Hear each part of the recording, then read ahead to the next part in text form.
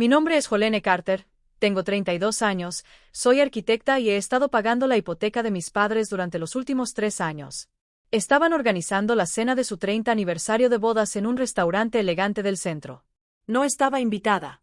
Mamá dijo que era por el espacio limitado, que tenían que mantenerlo íntimo. Me dije a mí misma que no importaba, que de todos modos estaba demasiado ocupada. Pero cuando abrí las redes sociales esa noche, la mentira se derrumbó.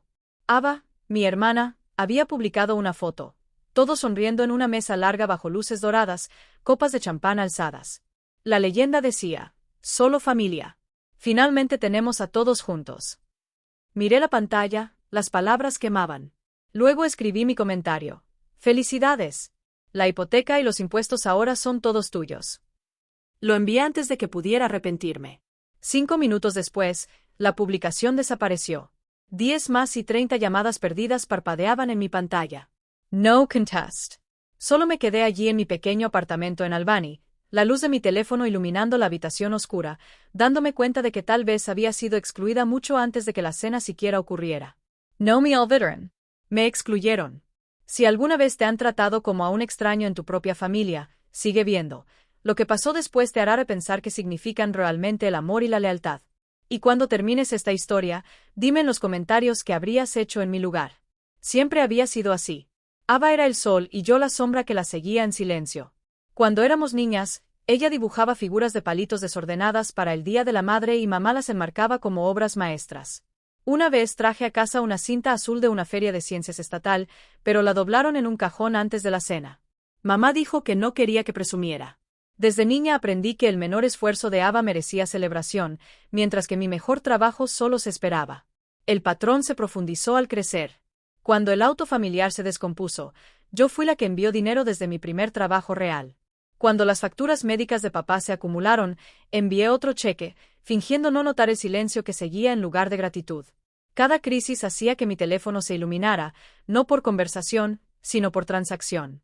Me decía que ayudaba porque era lo correcto, pero parte de mí esperaba que finalmente viera mi valor. Nunca lo hicieron. La vida de Ava se desmoronó antes de que la mía empezara a florecer.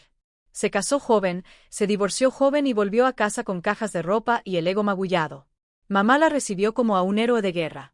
Recuerdo oírla decirle a una vecina, Ava está haciendo lo mejor que puede, pobrecita. Cuando visité ese fin de semana, ofrecí llevar a Ava a cenar, pero ella rechazó, diciendo que estaba demasiado cansada. Esa noche, escuché a mamá decirle a papá que yo no entendía el verdadero sufrimiento. Quería reírme. Pagar sus facturas no era sufrimiento suficiente. Aparentemente, vivir en Albany me daba distancia, pero también se convirtió en prueba de mi supuesta frialdad. Cada vez que faltaba a una cena familiar por reuniones tardías, mamá suspiraba y le decía a los parientes, Jolene está demasiado ocupada para la familia. Trabajaba duro, ganaba cada ascenso, pero a sus ojos era la hija que se alejó. La verdad era más simple. Estar cerca de ellos dolía. Cuanto más cerca estaba, más invisible me sentía. Papá Robert era un hombre callado. Rara vez contradecía a mamá. Cuando ella me criticaba, murmuraba, ya sabes cómo es tu madre, como si eso lo excusara todo. Una vez, después de una cena tensa, le pregunté por qué nunca hablaba. Miró su plato y dijo, mantener la paz es más fácil que tener razón. Me di cuenta entonces que el silencio era su forma de lealtad hacia ella, no hacia mí. Los años pasaron marcados por llamadas que siempre empezaban con charla trivial y terminaban con peticiones. ¿Puedes ayudar con el tejado? Tu hermana necesita un poco más de efectivo. Daba, no porque fuera generosa, sino porque no soportaba la culpa de decir no. No fue hasta recientemente que noté el patrón, solo llamaban cuando algo estaba roto. Cuando todo estaba bien, desaparecía completamente de su mundo. A veces, tarde en la noche, desplazaba fotos familiares antiguas en mi teléfono. El brazo de Ava siempre alrededor de mamá, papá siempre a su lado, y yo justo al borde, sonriendo medio cortada del encuadre. No era intencional, me decía, pero en el fondo sabía que reflejaba la vida real. No había malicia, solo hábito. Me había convertido en fondo, la confiable. La invisible. La gente dice que la familia es incondicional. La mía venía con términos, tasas de interés y deudas no dichas. Era la red de seguridad bajo sus vidas, estirada al límite pero nunca reconocida. Durante mucho tiempo, me convencí de que amor significaba sacrificio. Solo ahora empiezo a preguntarme si para ellos era simplemente conveniencia. Una semana antes de la fiesta, mamá llamó. Su voz era dulce en ese modo excesivamente cuidadoso que siempre significaba algo desagradable. Dijo que esperaba que estuviera bien, que el trabajo debía mantenerme ocupada, y que ella y papá estaban finalizando los arreglos de asientos para la cena de aniversario. Ya podía oír la vacilación formándose antes de decirlo. Solo había tantos asientos en el restaurante, explicó, y las cosas se habían complicado con primos y viejos amigos confirmando en el último minuto. Dijo que esperaba que entendiera que no era personal, que me quería mucho. Estaba en mi escritorio escuchando su voz eco a través del altavoz, medio distraída por el zumbido de mi computadora. Las palabras no dolieron de inmediato. Solo se quedaron allí, pesadas, esperando que el significado las alcanzara. Le dije que estaba bien, que disfrutara la noche. Sonó aliviada, casi alegre al despedirse. Una hora después, un mensaje de Ava iluminó mi teléfono. No lo tomes personal, escribió, seguido de un emoji sonriente. Lo miré más de lo que debería. Ava siempre tenía una forma de convertir la simpatía en superioridad. El texto no era consuelo. Era confirmación de que había sido excluida, y ella lo sabía. Escribí una respuesta y la borré 3 veces antes de dejarlo en blanco. Esa tarde en la oficina, notó mi silencio. Era el tipo de compañera que nunca hacía preguntas innecesarias, pero siempre sabía cuando algo andaba mal. Compartíamos la misma fila de cubículos por 2 años, y en ese tiempo había aprendido a leer mis estados de ánimo. Preguntó si quería tomar un café antes de ir a casa. Acepté, sobre todo para evitar pensar.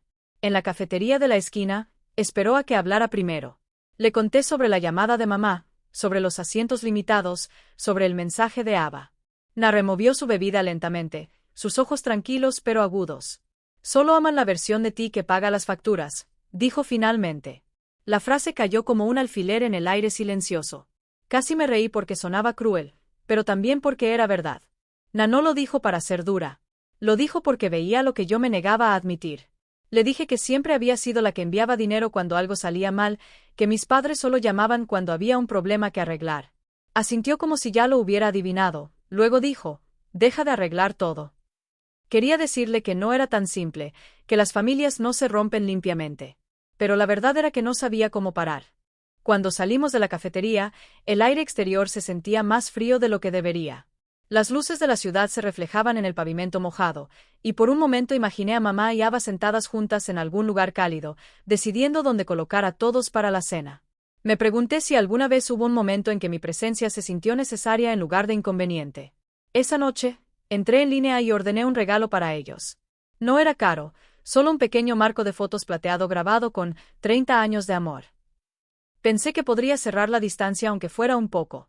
Lo envolví con cuidado. Escribí una tarjeta corta que decía, felicidades. Les deseo muchos años más felices. A la mañana siguiente, lo envié por correo a su dirección y seguí con mi día. 3 días después, una caja apareció en mi puerta. La etiqueta de devolución estaba en la letra de mamá. Dentro estaba el mismo marco de fotos, intacto, con una nota que decía, ya tenemos demasiado. Me quedé allí en el pasillo sosteniendo la caja, sin saber si sentirme enojada o avergonzada. Las palabras eran educadas, pero el mensaje era claro. Mis esfuerzos eran innecesarios, al igual que mi presencia en su fiesta. Esa tarde, Ava llamó, su voz brillante con el tipo de falsa preocupación que siempre me apretaba el estómago. Dijo que mamá no había querido herir mis sentimientos, que era solo un malentendido, que debería intentar no ser sensible. Le dije que no estaba molesta, aunque mi garganta se sentía apretada. Antes de colgar, dijo, ya sabes cómo se pone mamá cuando planea algo grande. Sabía exactamente cómo se ponía mamá, pero lo que dolía más era darme cuenta de que Ava siempre la defendía, incluso cuando sabía que estaba mal. Después de la llamada, me senté junto a la ventana, viendo cómo empezaba a caer la nieve. La ciudad estaba tranquila, y mi reflejo parecía cansado. Pensé en lo que había dicho que tal vez solo amaban la versión de mí que proveía, que se quedaba callada, que no pedía espacio en la mesa. Por primera vez, me pregunté si el amor construido sobre obligación era amor en absoluto. No lloré. Solo sentí una extraña calma, del tipo que viene después de renunciar a esperar más. Desconecté mi teléfono y me acosté temprano, decidiendo que no había nada más que decir. La semana siguiente llegaría, la cena ocurriría, y yo no sería parte de ella. Lo que más me sorprendió fue lo poco que ese pensamiento dolía ya. El sábado por la noche, Mi feed se congeló en una sola publicación. Acababa de terminar de limpiar mi apartamento, tratando de distraerme del pensamiento de la cena de aniversario ocurriendo al otro lado de la ciudad. No esperaba nada, pero en el momento en que abrí la aplicación, allí estaba, la actualización de Ava en la parte superior de mi pantalla, como esperándome. La imagen cargó lentamente, píxel por píxel, antes de revelar a todos de pie frente al restaurante. Vestían coordinados de blanco, sonriendo como si la noche fuera un retrato perfecto de amor y armonía. En el centro estaban mamá y papá, con las manos entrelazadas, rodeados de parientes, amigos e incluso vecinos que apenas reconocía. La leyenda decía, solo familia. Finalmente tenemos a todos juntos. Mi pulgar flotó sobre la pantalla. Por un segundo, pensé que tal vez era un error. Tal vez lo había publicado sin darse cuenta de lo cruel que parecía. Pero luego vi los comentarios debajo. El nombre de mamá apareció primero. No podría estar más orgullosa. Sus palabras estaban allí como un sello de aprobación a mi exclusión. Decenas de emojis de corazón siguieron de amigos familiares, mensajes elogiando lo hermosa que se veía todos, lo fuertes y unidos que eran los Carter. Cada comentario era otro corte silencioso. Leí la leyenda una y otra vez como si la repetición cambiara el significado. No lo hizo. Cuanto más miraba, más fría me sentía. La ropa blanca, las sonrisas radiantes, el escenario pulido. No eran solo para celebración. Eran para performance. Mi familia no quería honestidad. Querían imagen. Querían parecer unidos. Incluso si la unidad significaba fingir que no existía. Mis ojos se nublaron ligeramente, pero me negué a llorar. En cambio, desplacé hacia arriba, presioné el cuadro de comentarios y escribí, «Felicidades. La hipoteca y los impuestos ahora son todos tuyos». No era ruidoso. No era vulgar, pero era verdad. Durante 3 años, había sido la que aseguraba que esa casa existiera. Cada cheque, cada transferencia, cada sacrificio silencioso venía de mí. Esa foto ni siquiera sería posible sin esos pagos. Presioné publicar y vi cómo las palabras se asentaban bajo la leyenda perfecta de Ava. Luego bloqueé mi teléfono y lo dejé a un lado. 15 minutos pasaron antes de que lo recogiera de nuevo. La publicación había desaparecido. Mi barra de notificaciones parpadeaba sin parar con mensajes y llamadas perdidas. Los números subían rápido, 10, 20, 30. El nombre de mamá aparecía más. No contest. Solo me quedé allí mirando el teléfono vibrar en la mesa, sintiendo el peso de cada zumbido. Cuando finalmente paró, llegó un mensaje. ¿Cómo pudiste avergonzarnos así? Eres egoísta. Puse el teléfono boca abajo y me recosté, dejando que el silencio se asentara. La palabra egoísta se repetía en mi cabeza hasta casi volverse sin sentido.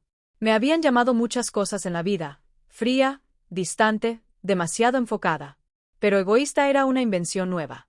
Mi pecho se apretó, no por culpa, sino por incredulidad. Después de todo lo que había hecho, después de cada factura que cubrí, cada pago atrasado que arreglé, aún lograban pintarme como la villana. Me paré junto a la ventana, mirando la calle abajo. La nieve había empezado de nuevo, silenciosa y persistente. En algún lugar al otro lado de la ciudad, probablemente aún reían, tal vez ya en casa de la cena, llenos y satisfechos. Imaginé a mamá contando el momento en que comenté, Ava defendiendo su publicación. Papá sin decir nada. Esa última parte al menos podía estar segura. Hícete solo para tener algo que hacer con las manos. La tetera silbó, llenando el pequeño apartamento con vapor. Pensé en los últimos 3 años, en cada vez que iniciaba sesión en mi cuenta bancaria para transferir el pago de la hipoteca, diciéndome que era temporal, que un día las cosas serían diferentes. Nunca cuestioné por qué lo hacía. La familia necesitaba ayuda, y eso era lo que hacían las buenas hijas. Ni siquiera puse mi nombre en la escritura. Me dije que no necesitaba crédito. Allí parada, me golpeó todo de una vez. No solo estaba excluida de su mesa. Había sido excluida de su gratitud hace mucho. Ya no me veían como persona, solo como recurso. Y esa publicación, esa foto perfecta, era prueba. Podían borrarme de su imagen, pero no de las facturas que mantenían estables sus vidas. El teléfono sonó de nuevo. Lo dejé sonar. Sabía que si contestaba, mamá hablaría primero. Su tono boteando decepción en lugar de remordimiento. Me diría que la familia no debería airear ropa sucia en línea, que las apariencias importaban más que los sentimientos. Y nunca se daría cuenta de la ironía de que yo había estado manteniendo intactas sus apariencias durante años. Eventualmente, las llamadas pararon. El apartamento se volvió silencioso de nuevo, excepto por el bajo zumbido del calentador. Me senté en el sofá, el té enfriándose en mi mano, y pensé en la voz de Na en la cafetería. Solo aman la versión de ti que paga las facturas. No era solo una observación ingeniosa. Era profecía. Miré mi teléfono una última vez antes de apagarlo completamente. La luz se desvaneció de la pantalla y, por primera vez esa noche, el silencio se sintió pacífico. En algún lugar profundo dentro, bajo el dolor, algo cambió. Tal vez era enojo. Tal vez era despertar.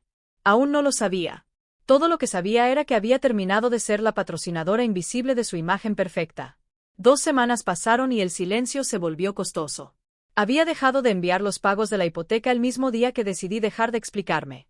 Durante 3 años, mi cuenta había liberado la misma cantidad cada mes como reloj, sin gracias ni reconocimiento. El momento en que corté ese flujo, el silencio que siguió fue más pesado de lo que imaginé. La primera semana fue tranquila. La segunda empezó a zumbar con consecuencias. El martes por la mañana, mi teléfono se iluminó con un mensaje de mamá. El banco sigue llamando. Dicen algo sobre pagos atrasados. ¿Todo bien? Estaba escrito con fingida confusión, del tipo que esconde acusación bajo cortesía. Lo leí 2 veces y no respondí. Unas horas después, envió otro. No queríamos molestarte, pero dicen que es urgente. La palabra urgente era su forma favorita de manipular la culpa. Casi podía oír su suspiro entre líneas, el tono practicado de una madre que creía que amor significaba control. Para el viernes, Ava se unió. Su publicación apareció en redes sociales, pública para que todos vieran. Algunas personas olvidan quién las crió. Decía, acompañada de una foto de ella sosteniendo la mano de mamá. Los comentarios eran predecibles: simpatía, validación, preocupación. Mantente fuerte, escribió alguien. La familia puede doler más, dijo otro. Ava respondía a cada uno con emojis de corazón y caras llorando, interpretando el papel que había perfeccionado: hija devota, hermana leal, víctima de la frialdad de alguien más. Desplacé el hilo una vez, cerré la aplicación y dejé caer mi teléfono en el sofá. Me negué a darles la satisfacción de una respuesta, pero ignorarlos no detuvo que la realidad los alcanzara. 3 días después, un sobre del banco llegó a mi buzón. Al principio, pensé que era un error. No había vivido en esa casa por años, y todos los lazos financieros se suponía que estaban limpios, excepto los pagos que elegía enviar. El sobre se sentía pesado, su papel grueso, oficial. Lo abrí de un tirón y escaneé la primera página. Mi nombre estaba impreso en negrita en la parte superior. Jolene Carter, Prestataria y Guarantee. Por un momento, no pude respirar. La carta no era sobre pagos atrasados. Era sobre un nuevo refinanciamiento. Los números eran desconocidos, más grandes, más riesgosos. La casa había sido refinanciada bajo mi nombre 2 meses antes. Releí la página, buscando un error de impresión, cualquier cosa. Pero cada línea de firma, cada identificador era mío. A la mañana siguiente, llamé al banco. Después de ser transferida por 3 departamentos, una voz calmada se presentó como Ethan Davis, el gerente de cuenta. Señorita Carter, dijo, veo su consulta respecto al refinanciamiento. ¿Cómo puedo ayudarla? Le pedí que verificara los detalles. Vaciló, luego dijo, el refinanciamiento se procesó en julio. Los prestatarios principales listados son Robert y Evelyn Carter, con su firma autorizando la garantía. Mi pulso se aceleró. Nunca firmé nada, dije. ¿Puede enviarme los documentos? Hubo una pausa antes de que respondiera. Tenemos copias electrónicas archivadas. La firma coincide con autorizaciones previas.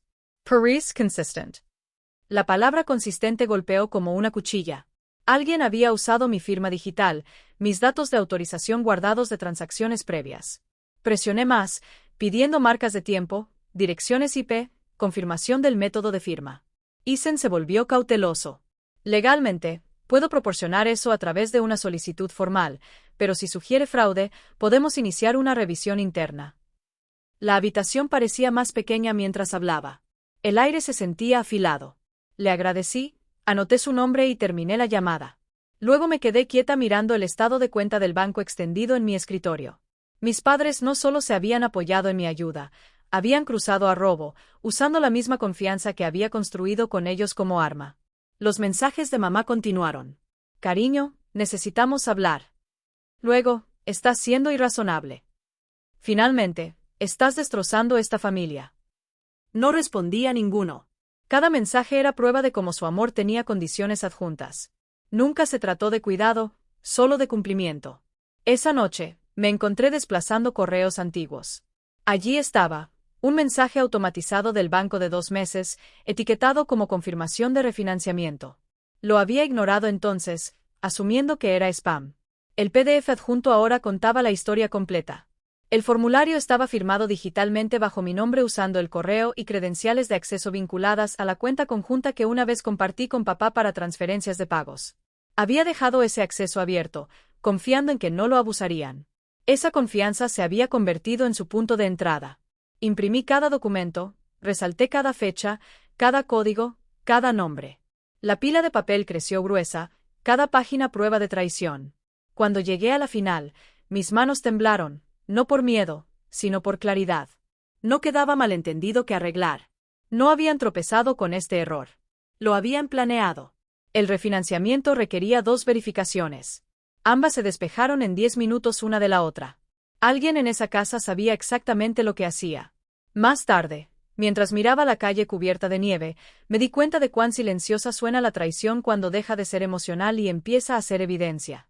Durante años, había sido su red de seguridad. Ahora, era su colateral. Me senté, abrí mi laptop y empecé a redactar un correo. No a mi madre, no a Ava, sino a Ethan Davis. La línea de asunto decía: disputa formal de autorización fraudulenta. Mis manos ya no temblaban. Mi respiración se ralentizó. Cada palabra que escribí era medida, deliberada, precisa. Adjunté la evidencia y solicité un congelamiento inmediato de la cuenta. Cuando presioné enviar, el silencio regresó. Pero esta vez no se sentía pesado. Se sentía ganado. Ya no estaba congelada. Ellos lo estaban. A finales de octubre, la verdad tenía intereses. El frío en el aire coincidía con la agudeza que había echado raíces dentro de mí. Me reuní con Clark Benson, un abogado inmobiliario conocido por su precisión y paciencia. Su oficina estaba llena de archivos de casos, estanterías llenas de victorias silenciosas. Leyó mis documentos en silencio, sus ojos entrecerrándose solo una vez cuando llegó al acuerdo de refinanciamiento. Luego se recostó en su silla y me miró fijamente. Señorita Carter, dijo, esto es fraude de libro. La autorización electrónica fue reutilizada sin consentimiento. Quien accedió a sus credenciales cometió fraude. Sus palabras no me sorprendieron, pero oírlas en voz alta hizo que algo dentro se asentara. Ya no era una sospecha o traición que cargaba sola. Era un hecho legal. Clark explicó los próximos pasos con cuidado, delineando cómo podíamos reportar el incidente, congelar la cuenta e iniciar una queja civil. Asentí durante la mayor parte, sintiendo una extraña calma, como estar en una tormenta después de darse cuenta de que no puedes mojarte más. Cuando salí de su oficina, la carpeta en mi mano se sentía más pesada que antes, no por el papel, sino por la claridad que contenía. Esa tarde, recibí un correo de Ethan, el gerente del banco, que me había ayudado a recopilar evidencia. Adjuntos había registros detallados de transacciones, marcas de tiempo y registros del sistema, todos apuntando a la actividad de la cuenta de mis padres durante el refinanciamiento. Espero que esto ayude, señorita Carter, escribió. Lamento que esto haya pasado. Le agradecí, aunque ninguna disculpa podía arreglar la verdad de que mi familia había convertido mi confianza en colateral. 3 días después, el nombre de Ava apareció en mi teléfono. Su mensaje era corto. Mama Queer Brunch. Solo nosotras. Es hora de hablar. Casi lo borré, pero algo en mí quería cierre, no reconciliación. Respondí, ¿dónde y cuándo? El domingo por la mañana, llegué al café 15 minutos temprano. El lugar olía a canela y espresso quemado, el tipo de consuelo que no encajaba con la tensión que se gestaba en mi pecho. Elegí una mesa junto a la ventana, coloqué la carpeta junto a mi taza y esperé. Unos minutos después, Ava entró, seguida de nuestros padres. Mamá estaba vestida perfectamente, como si la apariencia pudiera reescribir la verdad. Los hombros de papá estaban pesados, sus ojos fijos en el suelo. Ava empezó con una sonrisa demasiado brillante para ser real. Jolene, nos alegra que vinieras. Las cosas se pusieron feas. Aclaremos el aire. Su tono era ensayado, su encanto un escudo. Mamá asintió de acuerdo, removiendo su café con gracia practicada. Todos cometimos errores, dijo. Pero somos familia. Podemos arreglar esto. La miré y luego a la carpeta. Arreglar, Dije en voz baja. Usaron mi nombre para su préstamo. Las palabras cayeron como vidrio en azulejo. Ava se congeló. La mano de mamá tembló ligeramente. Papá no se movió en absoluto. Esa no es verdad, dijo Ava rápidamente, ojos saltando a mamá. Debes estar equivocada. Tal vez el banco. Abrí la carpeta y deslicé una página impresa por la mesa. Mi nombre estaba sobre la firma digital, con marca de tiempo verificada. El banco no hizo esto, dije. Ustedes lo hicieron. Los labios de mamá se separaron, pero no salieron palabras. Su rostro perdió la calma practicada. El silencio de papá se volvió más fuerte que cualquier confesión. Casi podía oír el zumbido de la máquina de café detrás de nosotros llenando el vacío. Saqué mi teléfono del bolso. ¿Quieren hablar de errores? Presioné reproducir en un viejo mensaje de voz que había dejado semanas antes. Su voz llenó el pequeño espacio, aguda y suplicante. El banco sigue llamando, Jolene. Necesitamos tu ayuda. Sabes que no podemos perder la casa. Tú te encargarás, ¿verdad? El color se drenó de su rostro. La expresión de Ava se endureció como si el enojo pudiera deshacer la prueba. No tenías que llegar tan lejos, dijo entre dientes. Sostuve su mirada con firmeza. Ustedes no tenían que robarme. Mamá finalmente susurró. Solo lo hicimos para mantener todo unido por la familia. Recogí los papeles de vuelta en la carpeta. Entonces manténganlo unido sin mí. Me levanté, dejé la cuenta en la mesa y agregué suavemente. Ya presenté para remover mi nombre del préstamo y terminar todo apoyo. El banco y el tribunal manejarán el resto. Ninguno habló. El sonido de cucharas golpeando cerámica llenó el silencio. No sunny triunfo, solo liberación. El peso que había presionado mi pecho por meses se levantó mientras me giraba hacia la puerta. Afuera, el aire de octubre mordía mi piel, crujiente y frío, pero se sentía limpio. Detrás de mí, las ventanas del café reflejaban sus figuras, aún sentadas, aún pequeñas. Delante, la calle se extendía abierta, silenciosa, esperando. Por primera vez en años, caminé sin mirar atrás. 3 meses después, la casa se quedó en silencio. La calle que una vez resonaba con la música matutina de jardinería de mi madre y los pasos cautelosos de mi padre ahora solo tenía el sonido del viento invernal contra las persianas. El letrero de «En venta», que una vez marcaba su orgullo ahora llevaba una pegatina roja que decía «Propiedad del banco». Pasé por allí una vez camino a dejar papeleo en la oficina del condado. Y el sitio se sentía extraño, como mirar un fantasma de algo que solía proteger. La ejecución hipotecaria se movió rápido. Sin mis pagos, y con el caso de fraude bajo revisión, la hipoteca incumplió en semanas. El banco repuso la propiedad antes de Navidad. Los muebles fueron a almacenamiento, el jardín se marchitó, y las luces del porche nunca volvieron a encenderse. Los vecinos susurraban, por supuesto. Familias como la nuestra se suponía que eran respetables, no en la lista local de ejecuciones. Eva así murió primero. Escuché de Isen que había estado quedándose con una amiga al otro lado de la ciudad, durmiendo en un sofá-cama en un apartamento apretado. La misma chica que una vez publicaba fotos de unidad familiar ahora borraba cada rastro de esas sonrisas. Sus redes sociales se quedaron en silencio. Cuando el departamento legal del banco la contactó para una deposición, se negó a responder. Ese silencio no duró mucho. Un mes después, la oficina del fiscal de distrito presentó una queja civil contra ella por falsificar documentos financieros durante el refinanciamiento. Clark, mi abogado, me reenvió la notificación sin comentario. No necesitaba decir nada. Las consecuencias finalmente habían encontrado su camino a casa. Mamá, por otro lado, encontró a alguien nuevo a quien culpar. Llamó una vez, mucho después de que la casa se fuera. Su voz un susurro frágil. No tenías que destruirnos, dijo. Podrías haber ayudado. No respondí. Había demasiadas capas de ironía en esa declaración para desarmar. Nunca mencionó los documentos falsificados o las mentiras que llevaron allí.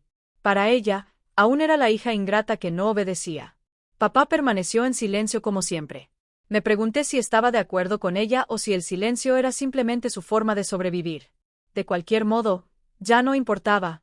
La familia que una vez intenté salvar ya se había colapsado mucho antes de que el banco tomara la casa. La primera semana de febrero, me mudé a un nuevo apartamento en Rochester. Era pequeño pero lleno de luz, con ventanas que daban a un parque angosto donde los niños caminaban a casa desde la escuela todas las tardes. Compré muebles de segunda mano, los armé yo misma, y por primera vez en años, cada objeto en la habitación me pertenecía solo a mí. No había aviso de hipoteca, no cobrador de deudas, no voz exigiendo explicaciones, solo silencio. Cada mañana preparaba café y veía caer la nieve sobre la ciudad. A veces pensaba en Ava y me preguntaba si me culpaba o finalmente veía la verdad. Otras veces pensaba en el jardín de mi madre, como solía decir, no puedes crecer nada en el frío. Estaba equivocada. Algunas cosas crecen mejor en el frío: claridad, límites, autorrespeto. Cuando llegó la decisión final del tribunal, confirmó lo que Clark había prometido meses atrás. Mi nombre fue oficialmente removido del préstamo fraudulento, y la responsabilidad fue reasignada a los prestatarios originales. El juez notó el uso deliberado de autorización personal, citando tergiversación intencional.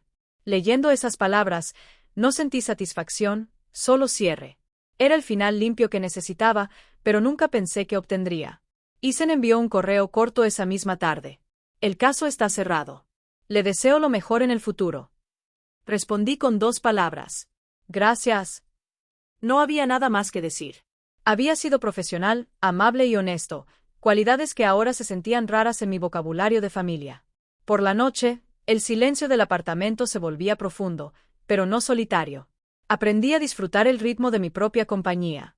Cocinaba cena para uno, leía libros sin distracción, y a veces dejaba que la música llenara el espacio. La quietud que una vez me asustaba ahora se convirtió en prueba de supervivencia. Ya no esperaba disculpas, explicaciones o redención. Algunas historias no terminan con reconciliación. Algunas simplemente terminan.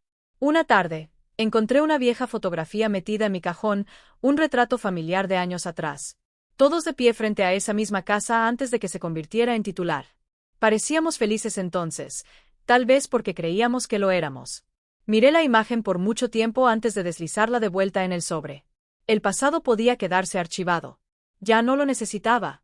La vida en Rochester no era glamorosa, pero era mía. Pagaba mi renta, mis facturas, y dormía sin revisar mi teléfono por mensajes de emergencia. Ya no medía mi valor en sacrificio. Mi paz no necesitaba testigos, likes o aprobación. Solo necesitaba espacio para existir. En mi última noche antes de la primavera, me paré junto a la ventana y vi las luces de la ciudad difuminarse contra la nieve que caía. No era la vida que planeé, pero era una vida que elegí. Y mientras apagaba las luces y caminaba hacia mi habitación silenciosa, un pensamiento se asentó claramente en mi mente. La paz era lo más caro que jamás compré.